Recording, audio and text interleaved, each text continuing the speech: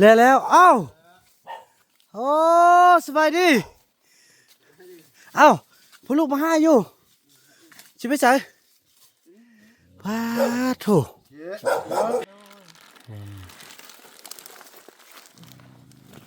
กาแฟเอากาแฟมาตอนเด้อ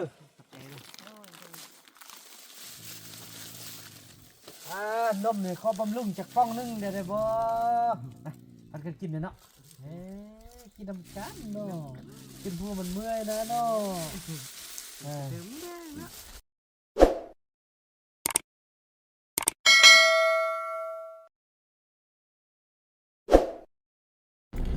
สมัยดีท่านผู้ชมเนาะถือว่าคลิปนี้ก็เป็นคลิปที่บ่าวบุญนำจะได้เข้าไปหาหัวหน้า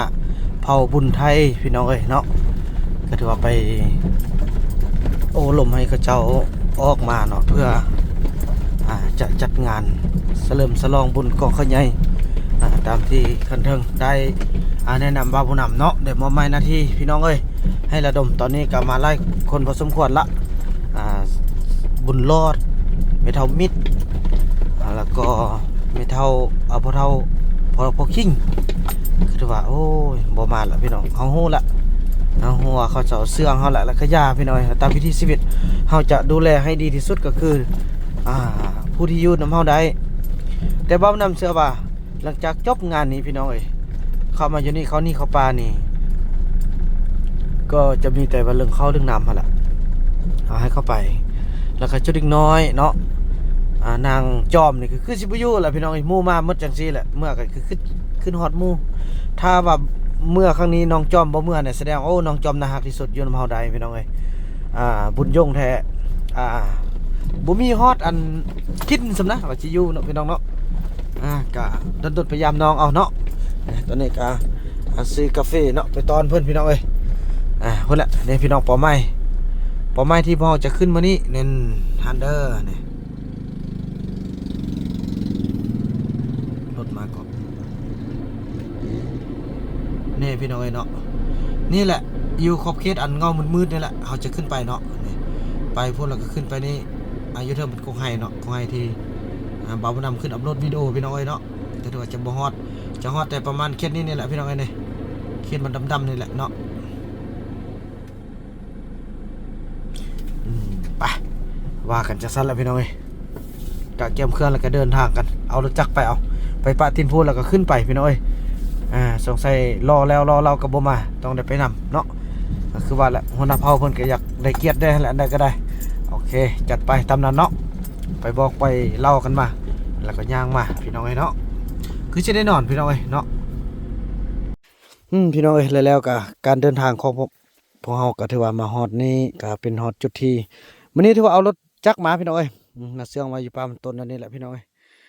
แล้วพี่น้องพอดีมีซองไม้พี่น้องเพิ่นก็เข้ามานำเพราะว่าเพิ่นก็ได้มอบอันของอยู่ของกินให้ทางพี่น้องพอต้องเรื่องแต่ว่าเปิดคลิปบ่ได้เพราะเขาเจ้า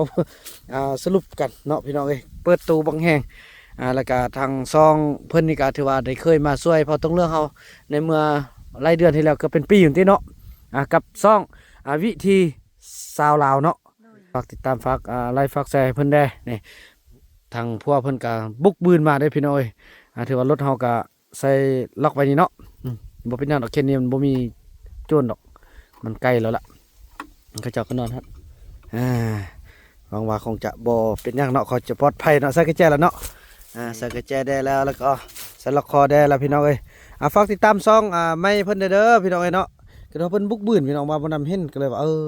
สันมื้อนี้ก็มีโอกาสดีที่ว่าได้เข้าไปหาพี่น้องพอต้องเรื่องโดยเฉพาะก็คือหัวหน้าเผ่าพี่น้องเนาะพ่อบุญไทยแล้วก็ทางแม่เพิ่นฉะนั้นเพิ่นก็รอท่าให้พวกเราไปเชิญเพิ่นได้พี่น้องเพิ่นเป็นหัวหน้าเผ่าเพิ่นก็ต้องการแบบบทบาทนั่นแหละไปเชิญเพิ่นมาลิ้นบุญกองข้าวใหญ่คืนนี้ก็คัดกะกันน่าจะได้นอนเนาะนอนให้ทางซ่องวิธีสาวลาวเฮานี้ถ่ายทำลงให้ทุกคนได้เบิ่งอีกมุมนึงพี่น้องฝากเข้าไปเบิ่งเนาะภาพบรรยากาศในยามค่ำคืนบ่หรือว่ามีโอกาสจังได๋ก็ฝากเข้าไปติดตามเพิ่นได้เพื่อให้ถึง 1,000 คนติดตามพอกด YouTube เนาะกว่าจะสร้างรายได้ต้องแม่น 1,000 คนติดตามขึ้นเมื่อพี่น้องเพิ่นก็บุกบืนมาแต่ปีกายปีก้อนเพิ่นแหละพี่น้องก็มีคนติดตามเพียง200 กว่าเดี๋ยวนี้หวังว่าเข้าป่าในครั้งนี้คงจะมีคนติดตามเป็นหลักพันขึ้นเมื่อเนาะเก็บ ก้มเดินทางต่อพี่น้องบาทนี่โอ้โถไปลุยพี่น้องเอ้ยอันนี้ก็จะเป็นทางลัดไปห้าทางนั้นเนาะแล้วก็เข้าไปห้าทางตู้พ่อบ้านแล้วก็พบกันแต่ละระยะเนาะพี่น้องเนาะพาโถพี่น้องเอ้ยเดินทางมาฮอดตู้พ่อทวารแล้วพี่น้องเอ้ยเนาะเพิ่นกะไล่กระโดด1 2 3 4ห้าคันพี่น้องเอ้ยโอ้ลูกมันต้นพอขึ้นได้นี่นะเนาะโถได้จักรถมื้อนี่น่ะ5 รถแต่ว่าอันจิเต็มจักคันบ่ฮู้เนาะ เออโถสบายเลยว้าอันนี้มันสร้างกันนะเท่าใดพี่น้องไอ้สร้างยงเฮาว้าถ้าบ่เห็นหน้าเห็นตาดนล่ะสร้างยงสร้างเต้าสร้างหยังสิเลมันเหรอ พี่น้องเอ้ยเนาะเดินทางวันนี้พักน้อยนึงก่อนเอาแห้งก่อนพาทุกคนมึงเด้อผู้แซ่ผู้เศร้าลกมันพี่น้องเอ้ยผู้ใดมีผู้ใดพูนโอ้สะอ่อนอยู่พูนน่ะ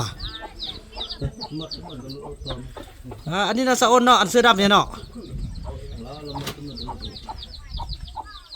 นี่เบิ่งพันคือคำน้อยพี่น้องเอ้ยพอมันกับหัวใหญ่อยู่กันเนาะโอ้ไอซิดาสู้ๆเด้อไอซิดาเด้อ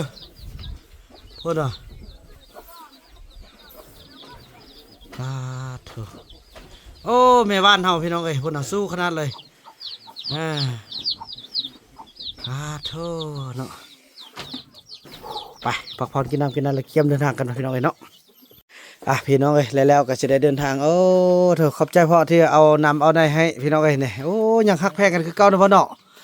ฮักแพงกันคือเก่าพี่น้องเอ้ยไปมานี่เดินทางพวกเราลุยต่อประมาณของเราก็คือพูนอยู่ถึงพูนพุ่นละพี่น้องกายไปพุ่นละพี่น้องเอ้ยไปพวกเราจะไปห้านี่แหละธรรมศาสตร์ดีเนาะสวยงามฮอดตีนภูแล้วฮอดตีนภูกันละพี่น้องเอ้ยมาฮอดจุดนี้ก็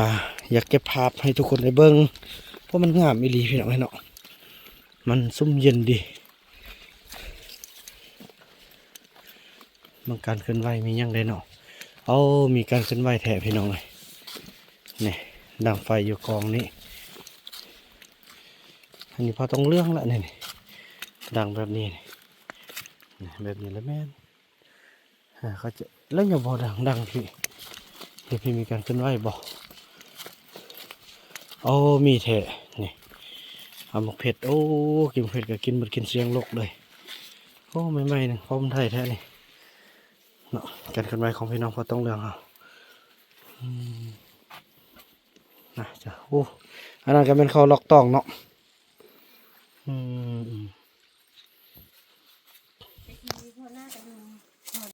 ปอดทุพี่น้อยมาฮอนนี้นกพี่น้องนกกินมากมายคนนะนวลนะโถใช่แล้ว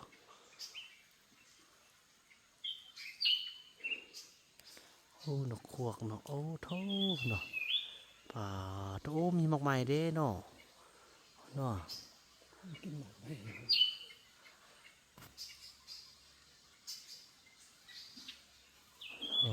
โถสมัยเล่นปืนลมตะกี้เนี่ยพี่น้องเอ้ยมักขนาดแบบนี้เดี๋ยวนี้วางมือละไปบาทนี่ทีมงานทำฮอตนี่แล้วการเดินทางต่อกันเลยพี่น้องเอ้ยเนาะเป็นกระทายทำมาเด้อฝากติดตามมันได้พี่น้องเอ้ยเราได้เดินทางมาฮอดบ้านเก่าของหัวหน้าเผ่าในตอนนั้นพี่น้องฮอดนี้เบานำอยากให้ทุกคนได้เห็นสิ่งหนึ่งเนาะที่ว่ารอคอยมานานเหลือเกินปีนี้เป็นปีที่3แล้วเพิ่นจึงเป็นพี่น้องเอ้ยนั่นก็คือนี่มะม่วงมันพี่น้องเอ้ยโธ่เป็นดอกแล้วปีนี้นะนี่โพ่นดอกมะม่วงมันพี่น้องเอ้ยน่าเป็นดอกแล้วถือว่าครอบเขตนี้จะมีต้นนี้ต้นเดียวเท่านั้นที่แสบพี่น้องเอ้ยเนาะแสบหวานมันหอมนี่เป็นดอกเลยพี่น้องนะเรื่องกันว่าบ่เป็นไรแต่ก็ได้กินอยู่พี่น้องเนาะ กินละพี่นี่นะพุ่นหาโถไปเดินทางต่อบาดนี่ว้าวพี่น้องแล้วเอ้าโอ้สบายดีเอ้าพ่อลูกมาหาอยู่ชิไปใส่พาโถพี่น้องเอ้ยอันนี้แหละหัวหน้าเผ่าคนน่ะนี่พี่น้องมาเบิ่งเด้อนี่แหละหัวหน้าเผ่าพ่อบุญไทยโอ้โถสิ้นหมูมันละไปค่ายมันละค่ายอยู่ไสได้เท่าใดน่าอย่าบอกมาหาลูกสิซื้อเอาถ้าพี่น้องเห็นเนาะเพิ่นก็สิกลับบ้านพี่น้องเอ้ยตอนนี้เนาะถือว่าหัวหน้าเผ่าเพิ่นมาเห็นเบาหน้ากับใกล้ๆนี่แล้วก็ทีมงานเฮามายามบ้านเพิ่นก็เชิญกลับไปพักผ่อนอยู่บ้านก่อนพี่น้องเอ้ยมันบ่ไกลนะพ่อเนาะนี่แต่มาเห็นกันอยู่หม้อเนาะพี่น้องเอ้ยคือว่ากลับกับกระเทินแล้วมันค่ำแล้วเนาะค่ำแล้วพี่น้องเอ้ยอีอ้นมันบอกนะอ้นเห็นไหมอ้นชิลืมกันละ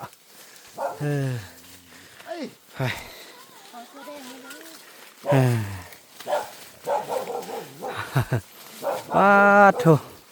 พี่น้องเอ้ยนี่จะมาขันมาเห็นยืลุ่มกับบัวอันนี้เห็นจนใกล้ๆหนึ่งพี่น้องขึ้นนี่ไปนี่ก็แม่นหรอแล้วเพิ่นก็สนุกมือจิกับพุ่นว่ามือจิกับนะพ่อเนาะกระเทิดแล้วพี่น้องเอ้ย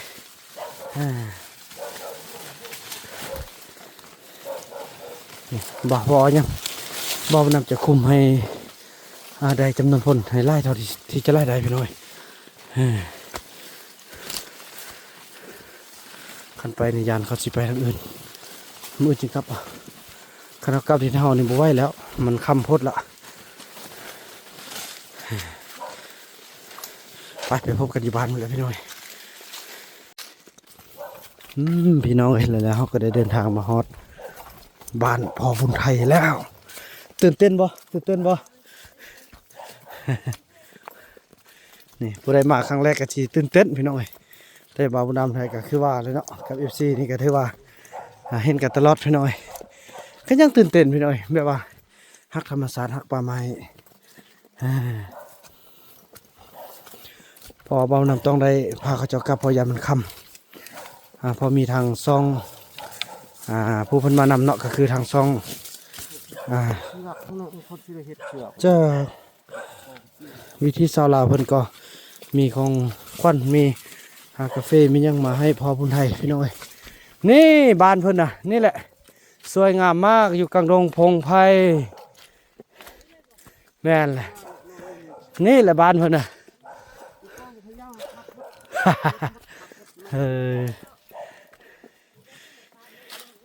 เย้นี่ว่า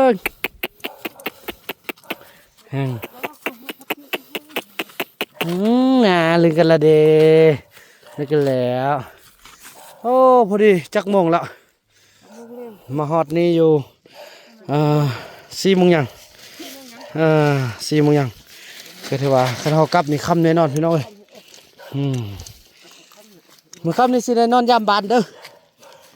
ลูกสินอนซะนี่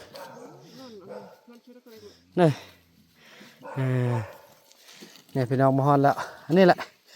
วิถีชีวิตของเขาเจ้าเมื่อคืนนี่มานอนนี่โอ้ลูกสมัย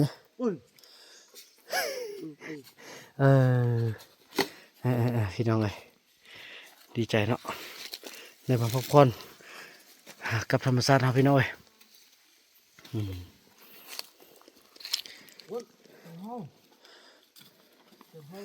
อด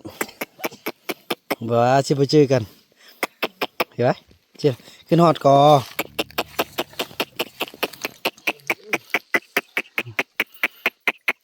น่ะจือกันละเด้เนี่ยเห็นบ่เคยเขาเอาน้ำให้กันกินอยู่เนาะนี่น่ะจือกันแล้วบัดนี้นะหักกันเด้อ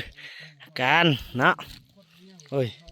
อันนี้บาดอันทึกลำเกียงต้นไม้ชนิดหนึ่งที่ว่าเป็นพิษอยู่ในป่าพี่น้อง สวงเข้าที่แล้วนี่เอ้าอันนี้มันยังนี่อีติกหนังติกเอาเข้ามาไว้นี่โอ้เขามีวิธีห่อเด้ห่อนี่บ่อันนั้นบ่เน่าจักเทื่อเนี่ยบ่เน่าเลยโอ้เน่าเลยเอออ่ะติดตามกันต่อไปพี่น้องเอ้ยเนาะอย่าลืมฝากติดตามทางช่องอันนี้พี่น้องเอ้ยเนาะทางช่องอ่าวิธีชาวลาวพี่น้องเอ้ยเนาะติดตามเพิ่นเด้อเพิ่นก็สู้ส่วนมาฮอดพี่น้องเอ้ยเนาะในทางอายเพิ่นก็ ช่วยตัวช่วยกันพี่น้องเอ้ยเนาะจักสั่นแล้วพี่น้องเอ้ยพี่น้องเอ้ยตอนนี้พวกเราก็จะได้เข้าไปมอบคอกมอบเครื่องเนาะแหน่ทางสมพ่อเมียเพิ่นก็มีกาแฟเนาะมีขนมมีนมนี่มอบให้ทางพี่น้องเฮาคือหัวหน้าเผ่าเนาะพี่น้องเนาะฝากติดตามเขาเจ้าได้เด้อพี่น้องโอ้ตั้งใจสู้สนขนาดพี่น้องเลย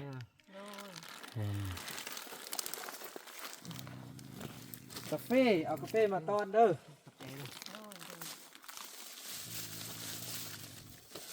นมเนี่ยขอบำรุงจากป้องนึงได้บ่มันกันกินเนาะกินน้ำกันเนาะกินพวกมันเมื่อยนะเนาะไอ้พ่อสั่งเจาะอยู่ตรงเนาะแม่อันนี้ให้แม่เด้อันนี้อะไรขอคิดอันเดียวพี่น้องเลยบุ้มนุ่มเพราะว่าอยากกินเมื่อยแต่เป็นจุดสิตกดินพี่น้องเลยกันเมื่อในค่ำในนอนเนาะลื่นเขาเมื่อกันเนาะเขานอนยาบานในมันนี่นะเมื่อยพี่น้องเลยในน้ำปลาที่ได้น้ำมันเนาะเบิ้งเขาสินอนเพ็ดได้นอนนี่ไปเมื่อเราเมื่อไปที่เช้าเนาะแล้วเสร็จเลยสินม้วนบุกให้ลูกหน่อยเบิ้งลองมาเบิ้งหน่อยเจ้าเท่าไรเราบอกลูกเอาเมื่อบานแล้วลูกก็จะเอาเงินให้เลย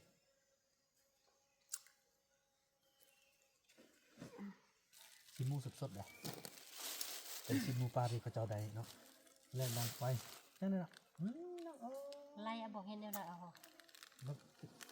ดำกำมาส้มอันนี้สินมูแท้ๆเลยสินมูจากอันพอตรงเรื่องแท้ๆเลยโอ้ควันเนาะเปิดเตอะอันบนอู้ลเติมพลังเลยก่อนพี่เนาะไม่เนาะขึ้นหูเลยเนาะโยนมาแรงคอยกินเด้อโยนน่ะแรงกินข้ามกันน่ะสินมูนะมีแต่ตัวนี้นึงตัวนั้นบ่แม่นแม่นเอาเท่าไหร่เนี่ยทั้งหมดเอาได้เอาจากแสนแม่นะจะได้อันสินคักมันพี่น้องเลยสินมูหมดเลยสินมูหมดลูกซื้อมาเด้อซื้อเอาไปกินอยู่บ้านเด้อลูกซื้อเอาไปให้จวนเขาอียงอีเต้าจวนกินเด้อแม่ยังเลยโอ้นี่อันนี้เป็นยังพอไก่จะให้ข้าวครับพี่นะครับข้าวแป้งอยู่บ้านโอ้ไก่น้องฟานน้องเลยไก่น้องฟานเนี่ยบ่เห็นตัวมีข้าวนี่เด้อเนี่ยมีอะไรมาไข่ลูกเด้อลูกเอาเลยละไอเด้ออันนี้มันยังไง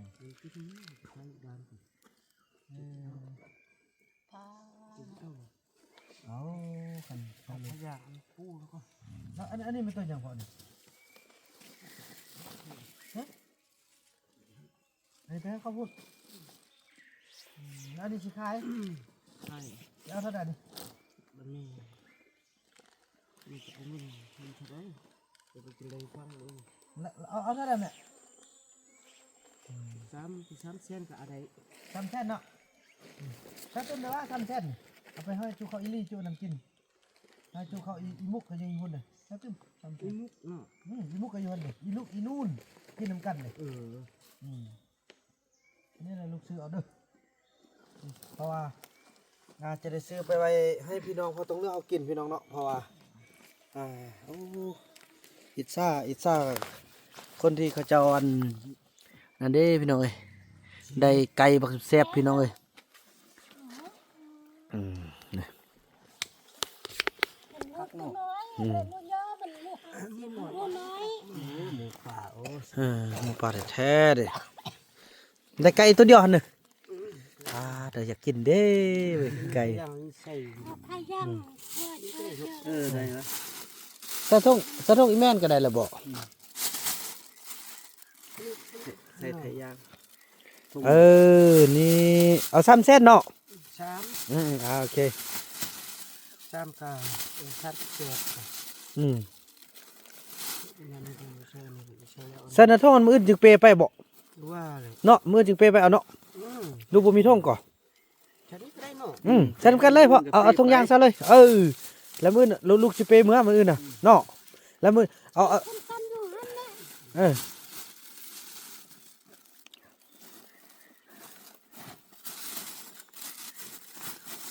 อืม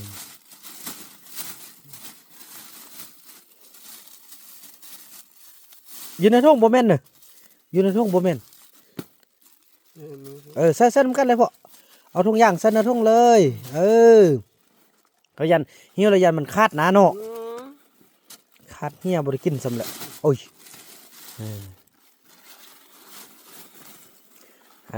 มานี่ หมักลึก มื้ออื่น3เซนพี่น้อยก็คือว่าเฮาซื้อไปให้ผู้เฒ่าผู้แก่กินเนาะจะได้มีเงินให้พี่ก่อน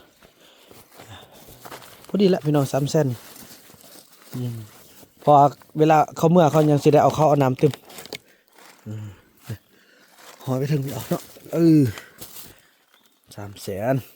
เขาเจ้าขายกันโลละ2แสนปลายแล้วได้ทีนี้เนาะสินแห้งแม่นบ่เธออันนี้ครับปืนเด้อ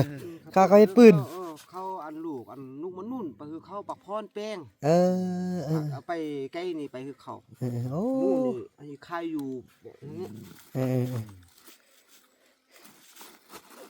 ไข่ให้ลูกเลยกันแล้วนี่อันซินมูอยู่ในห้องนี่เอาเท่าใดบ่ไข่นี่บ่ไข่ไปไข่นอกนะลูกได้น้ำลูก3แสนแล้วเนาะได้เล็กๆน้อยๆได้พอได้2-3ครับคุมแล้วมื้อนึงพี่น้องซ้ำนี่นะนี่เฮาเมือดใส่สะคานใส่ยังเนาะเมือดเพื่อให้ นอนนี่แม่ก็นอนหันนอนนำกันนี่บ่หนาวบ่มื้อคืนนอนโทรหนาวบ่ฮู้บ่ได้เอามา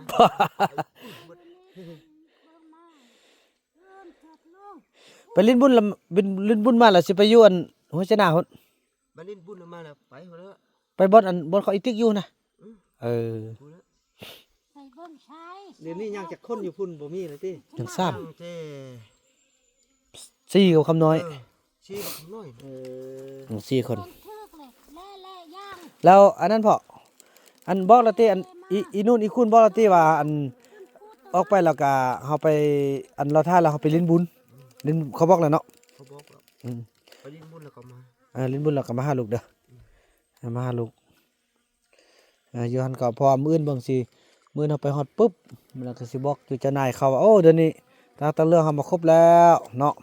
แล้วก็เอารถมารับเอาคือเก่าหั่นแหละคือเขา ฮะ ไปกันแล้วว่า อีแม่บ่ไปนี่บ่ไปอีพ่อก็บ่ไป ไปตาว่าอีถ้ามึงโดนหน้าแกนเนาะก็ว่าโอ้ไปมืดก็ไปมืด เขาว่าเอาไปหมดโอ้ น่าก็ว่าเขาไปมืด ไปม่วนเด้อว่าเนาะไปลิ้นเนาะปีหนึงเทื่อเดียวนึง ไปเล่นเลยก็มาทนาก็เขาเฮ็ดบุญสร้างอีกก็ไปอีกไปซ้ำเครือโอ้คนสิไว้สิอยู่เฮ็ดหยัง แม่นแหละเนาะอยู่ป่าดนเฮาก็ไปลิ้นนอกได้เนาะไปกลับมาได้เงินก็ได้เงินหลายก็ ก็ว่าเจ้าว่าอยากไปอยากไป กันบ่ไปก็เฝ้าเฮือนหันเนาะ ก็ว่าโอ้เฮาบ่ไปก็เผาเบิ่งหัน พวกมาแล้วก็เอาพวกปั้นให้ ได้หยังก็สิปั้นให้จังได้หยังเขาก็จะซื้อเฮากิน แม่น